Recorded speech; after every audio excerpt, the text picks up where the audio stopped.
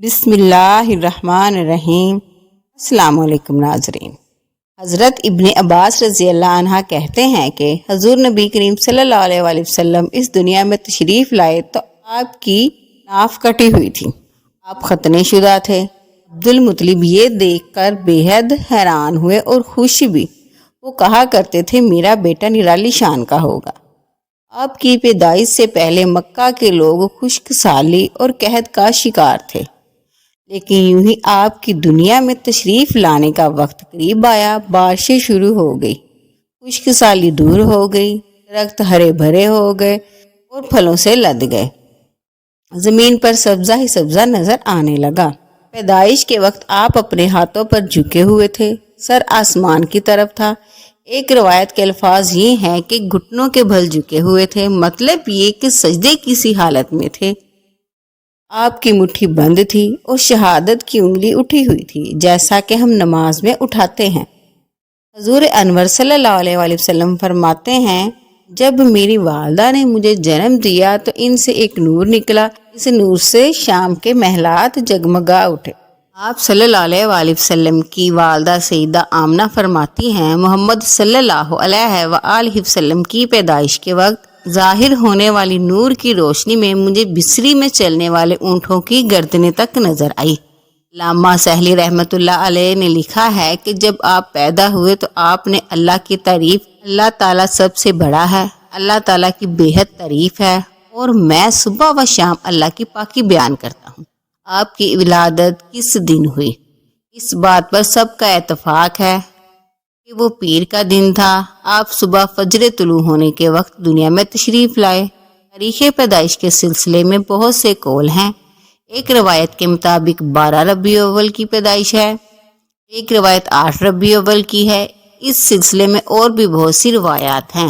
زیادہ تر مورخین کا خیال ہے کہ آپ 8 ربیع الاول کو پیدا ہوئے۔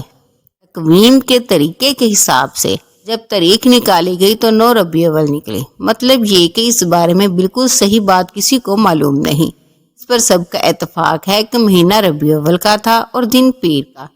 یہ بھی کہا جاتا ہے کہ آپ کو پیر کے دن ہی نبوت ملی، پیر کے روز ہی آپ نے مدینہ منورہ کی طرف ہجرت فرمائی اور پیر کے روز ہی آپ کی وفات ہوئی۔ آپ عامل فیل میں پیدا ہوئے، یعنی ہاتھیوں والے سال میں۔ اس سال کو ہاتھیوں والا سال اس لیے کہا جاتا ہے کہ ابرا نے ہاتھیوں کے ساتھ مکہ مکرمہ پر چڑھائی کی تھی۔ آپ کی پیدائش اس واقعے کے کچھ ہی دن بعد ہوئی تھی۔ واقعہ کچھ اس طرح ہے کہ ابرا یمن کا عیسائی حاکم تھا۔ حج کے دنوں میں اس نے دیکھا کہ لوگ بیت اللہ کا حج کرنے جاتے ہیں۔ اس نے اپنے لوگوں سے پوچھا یہ لوگ کہاں جاتے ہیں؟ اسے جواب ملا بیت اللہ کا حج کرنے کے لیے مکہ جاتے ہیں۔ اس نے پوچھا بیت اللہ کس چیز کا بنا ہوا ہے؟ اسے بتایا گیا پتھروں کا ہے۔ اس نے پوچھا اس کا لباس کیا ہے؟ بتایا گیا ہمارے ہاں سے جو دھاری دار کپڑا جاتا ہے اس سے اس کی پوشاک تیار ہوتی ہے۔ ابرا عیسائی تھا۔ ساری بات سن کر اس نے کہا مسیح کی قسم میں تم لوگوں کے لیے اس سے اچھا گھر تعمیر کروں گا۔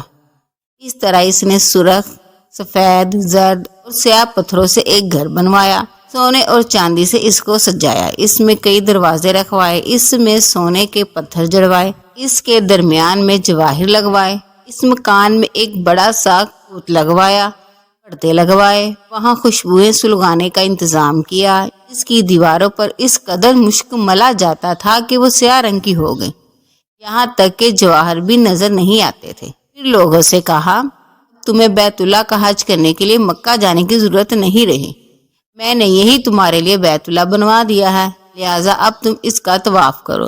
اس طرح کچھ قبائل کئی سال تک اس کا حج کرتے رہے، اس میں اعتکاف کرتے رہے، حج والے مناسک بھی یہی ادا کرتے رہے۔ عرب کے ایک شخص نفیل خشمی سے یہ بات برداشت نہ ہو سکی، وہ اس مصنوعی خانہ کعبہ کے خلاف دل ہی دل میں کڑتا رہا۔ آخر اس نے دل میں ٹھان لی کہ وہ ابرا کی اس عمارت کو گندا کر کے چھوڑے گا۔ پھر ایک رات اس نے چوری چھپے بہت سی گندگی اس میں ڈال دی۔ ابرا کو معلوم ہوا تو سخت غضبناک ہوا اور کہنے لگا یہ کارروائی کسی عرب نے اپنے کعبہ کے لیے کی ہے، میں اسے ڈھا دوں گا، اس کا ایک ایک پتھر توڑ دوں گا۔ اس نے شام و حبشہ کو یہ تفصیلات لکھ دی، اس سے درخواست کی کہ وہ اپنا ہاتھی بھیج دے۔ اس ہاتھی کا نام محمود تھا۔ اس قدر بڑا تھا کہ اتنا بڑا ہاتھی روئے زمین پر دیکھنے میں نہیں آیا تھا۔ جب ہاتھی اس کے پاس پہنچا تو وہ اپنی فوج لے کر نکلا اور مکہ کا رخ کیا۔ یہ لشکر جب مکہ کے کرب و جوار میں پہنچا تو ابرا نے فوج کو حکم دیا کہ ان لوگوں کے جانور لوٹ لیے جائیں۔ اس کے حکم پر فوجیوں نے جانور پکڑ لیے۔ ان میں عبد المطلب کے اونٹ بھی تھے۔ نفیل بھی اس لشکر میں ابرا کے ساتھ موجود تھا اور یہ عبد المطلب کا دوست تھا۔ عبد المطلب اس سے ملے، اونٹوں کے سلسلے میں بات کی۔ نفیل نے ابرا سے کہا، قریش کا سردار عبد المطلب ملنا چاہتا ہے۔ یہ شخص تمام عرب کا سردار ہے، شرف اور بزرگی اسے حاصل ہے، لوگوں میں اس کا بہت بڑا اثر ہے، لوگوں کو اچھے اچھے گھوڑے دیتا ہے، انہیں احتیاط دیتا ہے، کھانا کھلاتا ہے۔ یہ گویا عبد المطلب کا تعارف تھا۔ ابرا نے انہیں ملاقات کے لیے بلایا۔ ابرا نے ان سے پوچھا، بتائیے اب کیا چاہتے ہیں؟ انہوں نے جواب دیا، میں چاہتا ہوں میرے اونٹ مجھے واپس مل جائیں۔ ان کی بات سن کر ابرا بہت حیران ہوا۔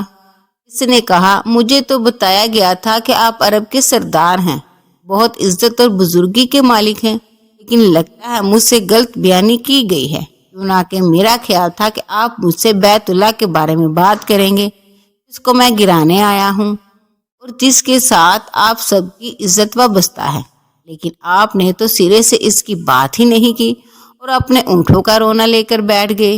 یہ کیا بات ہوئی؟ اس کی بات سن کر عبد المطلب بولے، آپ میرے اونٹ مجھے واپس دے دیں، بیت اللہ کے ساتھ جو چاہیں کریں، اس لیے کہ اس گھر کا ایک پروردگار ہے، وہ خود ہی اس کی حفاظت کرے گا، مجھے اس کے لیے فکر مند ہونے کی ضرورت نہیں۔ اس کی بات سن کر ابرا نے حکم دیا، ان کے اونٹ واپس دے دیے جائیں۔ جب انہیں ان کے اونٹ واپس مل گئے، انہوں نے ان کی سیموں پر چمڑے چڑھا دیے، ان پر نشان لگا دیے، انہیں قربانی کے لیے وقف کر کے حرم میں چھوڑ دیا تاکہ پھر کوئی انہیں پکڑ لے تو حرم کا پروردگار اس پر غضبناک ہو۔ پھر عبد المطلب ہیرا پہاڑ پر چڑھ گئے۔ اس کے ساتھ ان کے کچھ دوست تھے۔ انہوں نے اللہ سے درخواست کی، اے اللہ، انسان اپنے سامان کی حفاظت کرتا ہے، تو اپنے سامان کی حفاظت کر۔ ادھر سے ابرا اپنا لشکر لے کر آگے بڑھا، خود ہاتھی پر سوار لشکر کے درمیان موجود تھا۔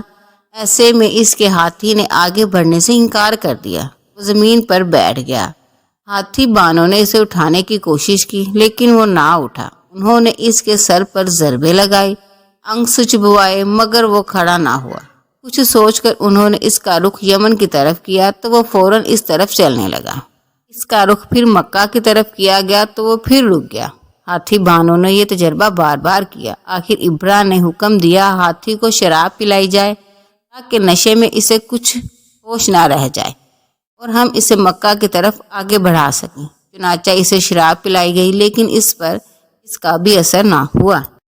ابرا کے ہاتھی کو اٹھانے کی مسلسل کوشش جاری تھی کہ اچانک سمندر کی طرف سے ان کی طرف اللہ تعالیٰ نے ابابیلوں کو بھیج دیا، ٹڈیوں کے جھنڈ کی طرح آئے۔ دوسری طرف عبد المطلب مکہ میں داخل ہوئے، حرم میں پہنچے اور کعبہ کے دروازے کی زنجیر پکڑ کر ابرا اور اس کے لشکر کے خلاف فتح کی دعا مانگی۔ ان کی دعا کے الفاظ یہ تھے، اے اللہ، یہ بندہ اپنے قافلے اور اپنی جماعت کی حفاظت کر رہا ہے اور اپنے گھر یعنی بیت اللہ کی حفاظت فرما۔ ابرا کا لشکر فتح نہ حاصل کر سکے، ان کی طاقت تیری طاقت کے آگے کچھ بھی نہیں۔ سلیب کا لفظ اس لیے بولا کہ ابرا عیسائی تھا اور سلیب کو عیسائی اپنی نشان کے طور پر ساتھ لے کر چلتے ہیں۔ اب انہوں نے اپنی قوم کو ساتھ لیا اور ہیرا پہاڑ پر چڑھ گئے، کیوں نہ کہ ان کا خیال تھا وہ ابرا کا مقابلہ نہیں کر سکیں گے۔ اور پھر اللہ تعالیٰ نے پرندوں کے جھنڈ بھیج دیے۔ یہ پرندے چڑیا سے قدر بڑے تھے۔ ان میں سے ہر پرندے کی چونچ میں پتھر کے 3 ٹکڑے تھے۔ یہ پتھر پرندوں نے ابرا کے لشکر پر گرانے شروع کیے۔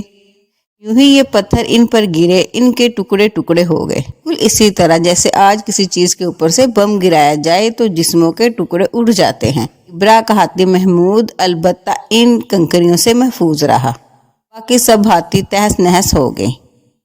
یہ ہاتھی 13 عدد تھے، سب کے سب کھائے ہوئے نحوست کے ماند ہو گئے، جیسا کہ سورۃ الفیل میں آتا ہے۔ ابرا اور اس کے کچھ ہاتھی تباہی کا یہ منظر دیکھ کر بری طرح بھاگے، لیکن پرندوں نے ان کو بھی نہ چھوڑا۔ ابرا کے بارے میں طبقات میں لکھا ہے کہ اس کے جسم کا ایک ایک عضو الگ ہو کر گرتا چلا گیا، یعنی وہ بھاگ رہا تھا، اس کے جسم کا ایک ایک حصہ الگ ہو کر گر رہا تھا۔ دوسری طرف عبد المطلب اس انتظار میں تھے کہ کب حملہ ہوتا، لیکن حملہ آور جب مکہ میں داخل نہ ہوئے تو وہ حالات معلوم کرنے کے لیے نیچے اترے۔ مکہ سے باہر نکلے، تب انہوں نے دیکھا سارا لشکر تباہ ہو چکا ہے۔ خوب مال غنیمت ان کے ہاتھ لگا، بے شمار سامان ہاتھ آیا، مال میں سونا چاندی بھی بے تحاشا تھا۔ لشکر میں سے کچھ لوگ ایسے بھی تھے جو واپس نہیں بھاگے تھے، یہ مکہ میں رہ گئے تھے۔ ان میں ابرا کے ہاتھی کا مہاوت بھی تھا جو محمود کو آگے لانے میں ناکام رہا تھا۔ ہمارے نبی حضرت محمد صلی اللہ علیہ وآلہ وسلم اس واقعے کے چند دن بعد پیدا ہوئے۔ آپ جس مکان میں پیدا ہوئے وہ صفا پہاڑی کے قریب تھا۔ حضرت کعب احبار رضی اللہ عنہ روایت کرتے ہیں کہ میں نے تورات میں پڑھا تھا کہ رسول اللہ صلی اللہ علیہ وآلہ وسلم کی پیدائش مکہ میں ہوگی۔ یہ کعب پہلے یہودی تھے، اس لیے تورات پڑھا کرتے تھے۔ دنیا میں آتے ہی حضور اکرم صلی اللہ علیہ وآلہ وسلم روئے۔ حضرت عبد الرحمن بن عوف رضی اللہ عنہ کی والدہ کہتی ہے کہ جب حضرت آمنہ کے ہاں ولادت ہوئی تو میں وہاں موجود تھی۔ آپ صلی اللہ علیہ وآلہ وسلم میرے ہاتھوں میں آئے، ان کا نام شفا تھا۔ فرماتی ہیں جب آپ میرے ہاتھوں میں آئے تو روئے۔ آپ کے دادا عبد المطلب کو آپ کی ولادت کی اطلاع دی گئی، وہ اس وقت خانہ کعبہ کے طواف کر رہے تھے۔ اطلاع ملنے پر گھر آئے، بچے کو گود میں لیا۔ اس وقت آپ کی والدہ نے ان سے کہا یہ بچہ عجیب ہے، سجدے کی حالت میں پیدا ہوا ہے، یعنی پیدا ہوتے ہی اس نے پہلے سجدہ کیا، اس سجدے سے سر اٹھا کر انگلی آسمان کی طرف اٹھائی۔ عبد المطلب نے آپ کو دیکھا، اس کے بعد آپ کو کعبہ میں لے آئے، آپ کو گود میں لیے رہے اور طواف کرتے رہے، پھر واپس لا کر حضرت آمنہ کو دیا۔ آپ کو عرب کے دستور کے مطابق ایک برتن سے ڈھانپا گیا، لیکن وہ برتن ٹوٹ کر آپ کے اوپر سے ہٹ گیا۔ اس وقت آپ اپنا انگوٹھا چوستے نظر آئے۔ اس موقع پر شیطان بری طرح چیخا۔ شیطان صرف 4 مرتبہ چیخا۔ پہلی بار اس وقت جب اللہ تعالیٰ نے اسے معلوم ٹھہرایا، دوسری بار اس وقت جب اسے زمین پہ اتارا گیا، تیسری بار اس وقت چیخا جب ان حضرت صلی اللہ علیہ وآلہ وسلم کی پیدائش ہوئی، اور چوتھی مرتبہ اس وقت جب نبی کریم صلی اللہ علیہ وآلہ وسلم پر سورۃ فاتحہ نازل ہوئی۔ اس موقع پر حضرت حسان بن ثابت رضی اللہ عنہ کہتے ہیں میں 8 سال کا تھا، جو کچھ دیکھتا اور سنتا تھا اس کو سمجھتا تھا۔ ایک صبح میں نے یثرب یعنی مدینہ منورہ میں ایک یہودی کو دیکھا، وہ ایک اونچے ٹیلے پر چڑھ کر چلا رہا تھا۔ لوگ اس یہودی کے گرد جمع ہوتے گئے اور بولے کیا بات ہے، کیوں چیخ رہے ہو؟ یہودی نے جواب دیا احمد کا ستارہ طلوع ہو گیا ہے، وہ آج رات پیدا ہو گئے ہیں۔ حضرت حسان بن ثابت رضی اللہ عنہ بعد میں 60 سال کی عمر میں مسلمان ہوئے تھے۔ 120 سال کی عمر میں انہوں نے وفات پائی، گویا ایمان کی حالت میں 60 سال زندہ رہے۔ بہت اچھے شاعر تھے، نبی کریم صلی اللہ علیہ وآلہ وسلم کی اپنے اشعار میں تعریف کیا کرتے تھے، وہ دشمنوں کی برائی اشعار میں بیان کرتے تھے۔ غزوات کے موقع پر اشعار کے ذریعے مسلمانوں کو جوش دلایا تھا۔ اسی بنیاد پر انہیں شاعر رسول کا خطاب ملا تھا۔